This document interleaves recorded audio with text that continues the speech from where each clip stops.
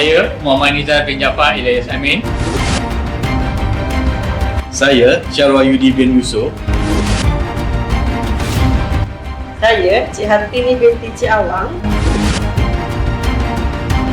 Saya Nur Aimah Munirah binti Alias. Saya Rashidi bin Rumana. Dan saya Abdul Hafiz bin Abdul Rahman. Kami dari kumpulan 5. HDG 344. Suruhanjaya Pencegahan Rasuah Malaysia SPRM membuka 87 kertas siasatan membabitkan kes rasuah di kementerian dari 2022 hingga 26 September lalu.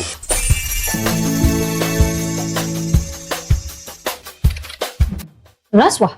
Kita selalu fikir ia melibatkan orang besar, orang yang berkuasa. Tapi hakikatnya, ia boleh berlaku di mana-mana. Bahkan di sini, di kampus kita.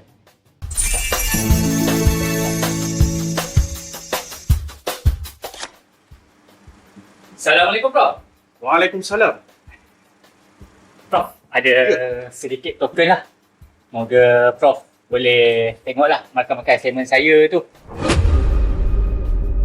Apa yang berlaku tadi adalah kesalahan di bawah Seksyen 16 dan 17 Akta SPRM 2009 iaitu menerima atau meminta suapan. Mana-mana orang yang meminta, menerima atau bersetuju untuk menerima suapan sebagai balasan untuk melakukan atau tidak melakukan sesuatu perkara berkaitan tugasnya boleh didakwa di bawah seksyen ini. Ini bukan sahaja melibatkan wang tunai, hadiah, tiket, makanan atau apa sahaja yang bernilai pun boleh dikira sebagai suapan. Hukumannya, penjara tidak melebihi 20 tahun dan denda tidak kurang daripada 5 kali nilai suapan atau RM10,000 mengikut mana-mana yang lebih tinggi.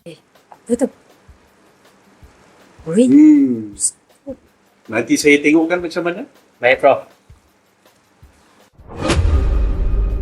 Apa yang berlaku tadi adalah kesalahan di bawah Seksyen 25 Akta SPRM 2009. Ramai yang tidak tahu bahawa gagal melaporkan rasuah pun adalah salah satu kesalahan jenayah. Apabila kita menyaksikan atau mengetahui berlakunya rasuah tetapi berdiam diri dan tidak membuat laporan, kita turut bersalah di sisi undang-undang. Malaysia malah merupakan satu-satunya negara di dunia yang memperuntukkan undang-undang bagi kesalahan seumpama ini. Jadi ingat, menolak rasuah sahaja tidak cukup. Kita wajib melaporkannya kepada SPRM.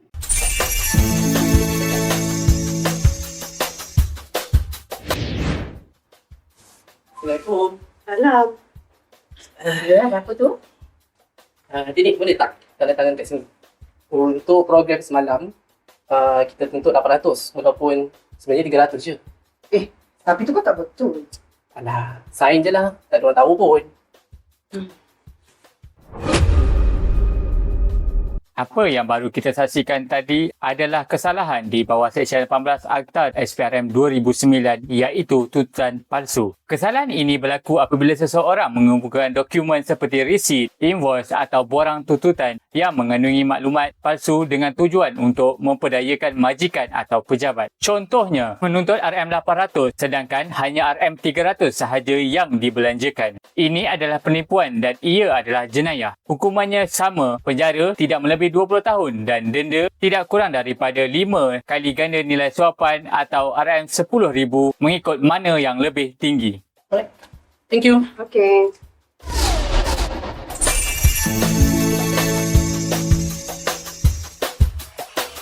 Okey, untuk program makanan kita nanti, saya cadangkan kita ambil NZ Catering. Tapi ketua, syarikat tu mahal sikit berbanding yang lain. Betul. Tapi kualiti dia bagus. Alah, NZ. Kita dengan abang dia tu. Scene tadi pula menunjukkan kesalahan di bawah Seksyen 23 Akta SPRM tahun 2009 iaitu salah guna kuasa. Kesalahan ini khusus kepada pegawai badan awam yang menggunakan kedudukannya untuk membuat keputusan atau mengambil tindakan bagi perkara yang melibatkan kepentingan dirinya sendiri, saudaranya ataupun sekutunya. Dalam contoh tadi, Ketua Persatuan menggunakan kuasanya untuk memilih syarikat milik abangnya sendiri walaupun tawaran harga syarikat itu lebih tinggi. Tindakan ini adalah salah guna kuasa dan boleh dikenakan tindakan undang-undang dengan dengan hukuman penjara tidak melebihi 20 tahun dan denda tidak kurang daripada 5 kali ganda nilai suapan atau denda RM10,000 mengikut mana yang lebih tinggi.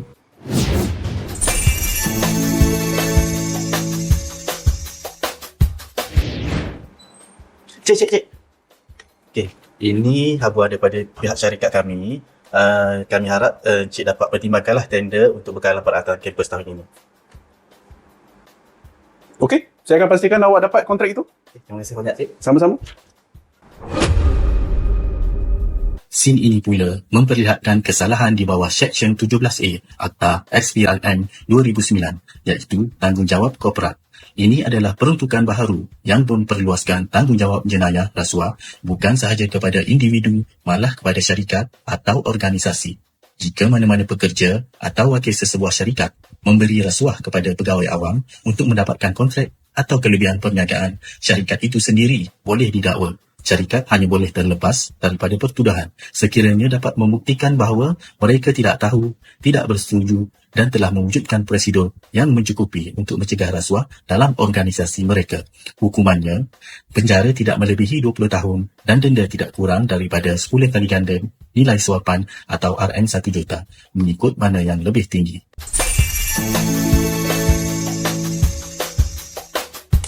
Rasuah dalam pelbagai bentuk. Memberi, menerima, menuntut yang palsu, menyalahguna kuasa, tanggungjawab korporat, malah berdiam diri pun satu kesalahan. Tolak, lawan, laporkan. Jika anda tahu, jika anda nampak, sila laporkan kepada SPRM.